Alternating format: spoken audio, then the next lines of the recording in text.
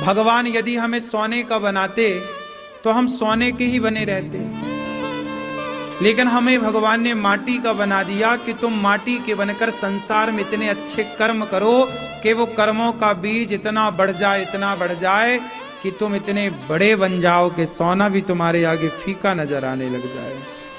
आप इतने बड़े बन जाओ। कर्म करके व्यक्ति सोने से कीमती हो जाता है। अच्छा बताओ, सोना कीमती है कि आप कीमती हैं? बोलो। इंसान कीमती है कि सोना?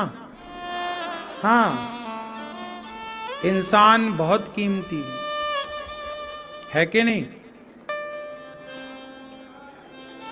इंसान इतना कीमती है, बहुत पुरानी कोई बात है, बहुत पुरानी कोई घटना है, पूरी तो मुझे भी याद नहीं, आपको याद होगी, लेकिन आप लोग उस जमाने की बात सुनिएगा।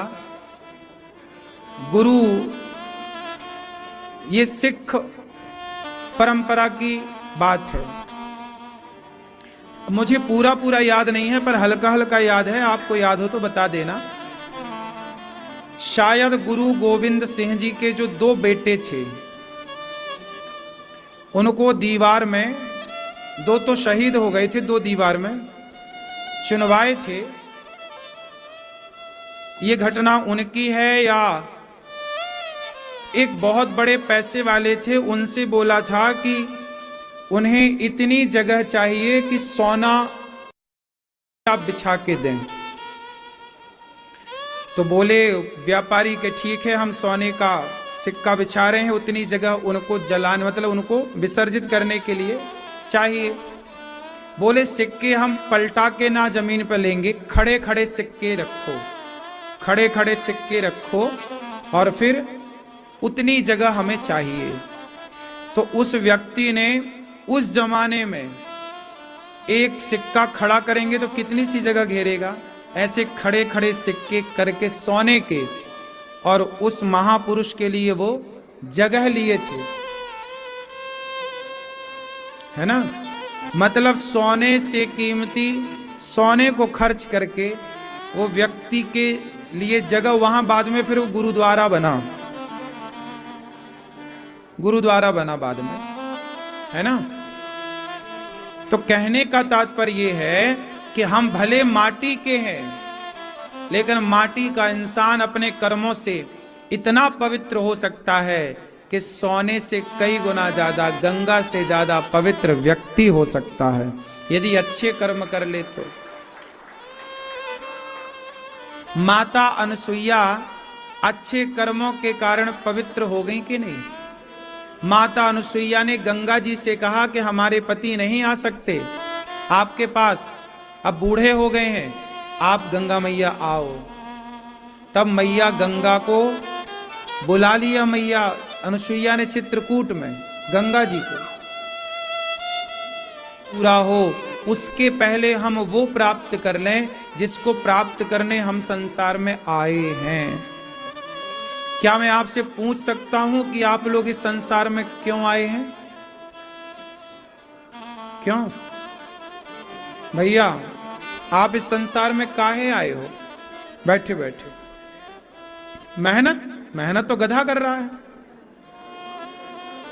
मेहनत तो गधा सबसे ज्यादा करता है। भैया आप बताओ, आप काहे के लिए संसार में आए हो? आप बताओ।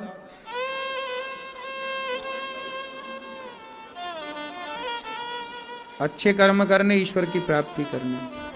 आप बताओ, कर रहे हो भजन भगवान का कि केवल बता ही रहे हैं?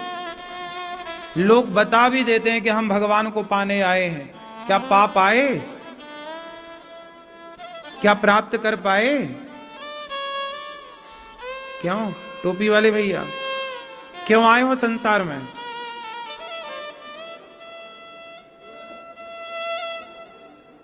बोलो। मैया, ओ लाल मैया, क्या बोलती तू?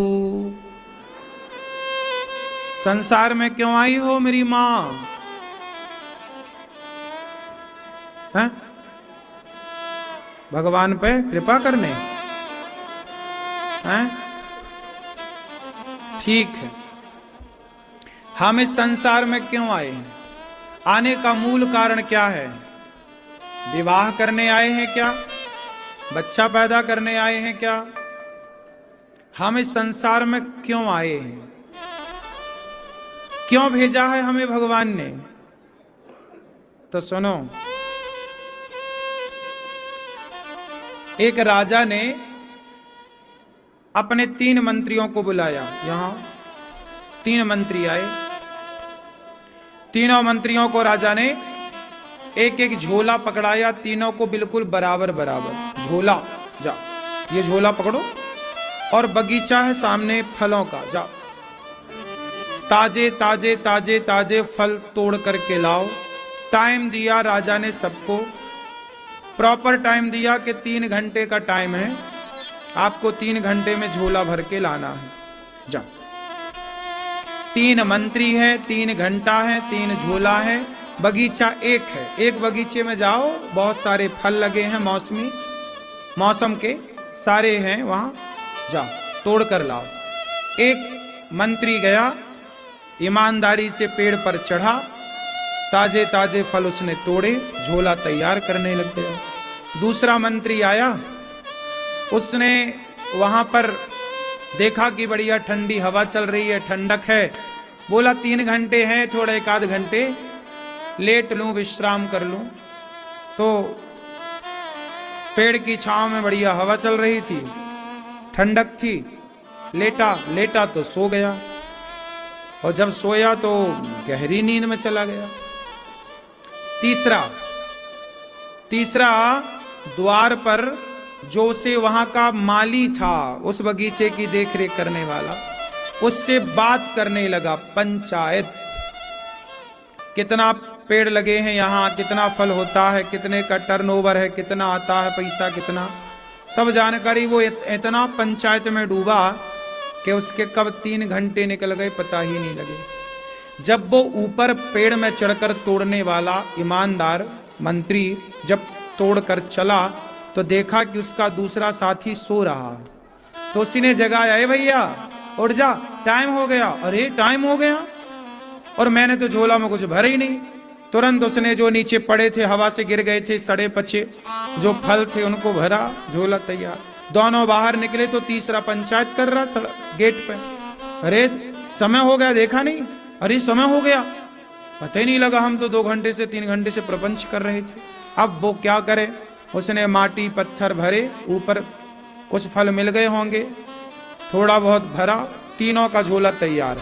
एक के झोले में ताजे फल हैं, दूसरे के झोले में बासे फल हैं जो बहुत दिन पहले गिरे थे, सड़े हैं, कुछ साफ हैं, कुछ ऐसे, और तीसरे के झोले में तो माटी थी और पत्थर थे नीचे। उसने अब जल्दी जल्दी में पत्थर माटी, समय निकल चुका। तीनों राजा के सामने खड़े भाई, महाराज की जय हो। आ गए, चलो बताओ क्या लाए हो? तीनों ने कहा महाराज झोला तैयार है, ताजे ताजे ताजे ताजे फल। राजा ने चौथे मंत्री को बुलाया, बोले इन तीनों को जेल में डाल दो, अलग अलग जेल में डालना, और तीनों को खाने में वही देना जो इन्होंने झोले में भरा है। अब तीनों को जेल में बंद कर दिया। अब जिसने ताजे फल भरे थे उसका तो कुछ नहीं बिगड़ा, सवेरे 2 खाए, शाम 2 खाए, मस्त। दूसरा पत्थर थे, भूखा, तड़प तड़प के मर गया भूख से। दूसरा बीमार पड़ गया और बीमारी से मर गया 10-15 दिन बाद। लेकिन तीसरा बड़ा स्वस्थ है।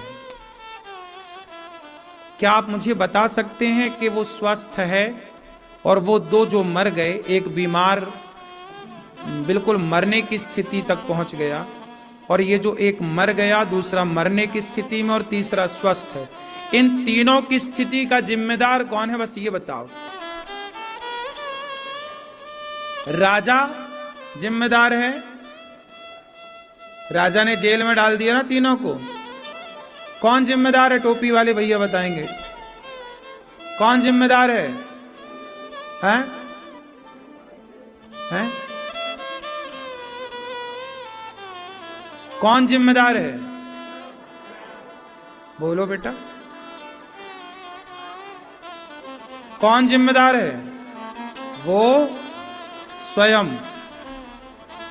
राजा ने तो एक सा समय दिया था, जाओ फल लेकर आओ।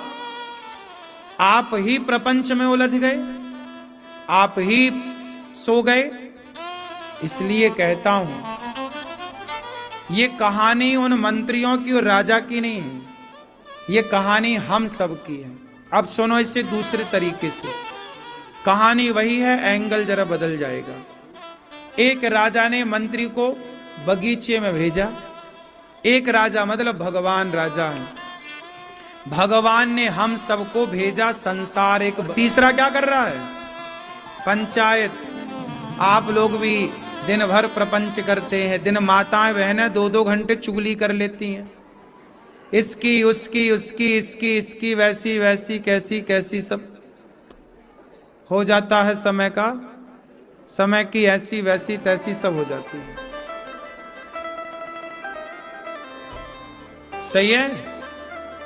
दिन भर आप पंचायत करते हो, दिन भर उसकी बातें उसकी बातें उसकी बातें करते हो, इन्हीं बातों में आपका सारा समय बीत जाता है। दिन भर निंदा, दिन भर चुगली, उसकी बात उसकी बात। आप लोग कहीं बैठकर भगवान की बात नहीं कर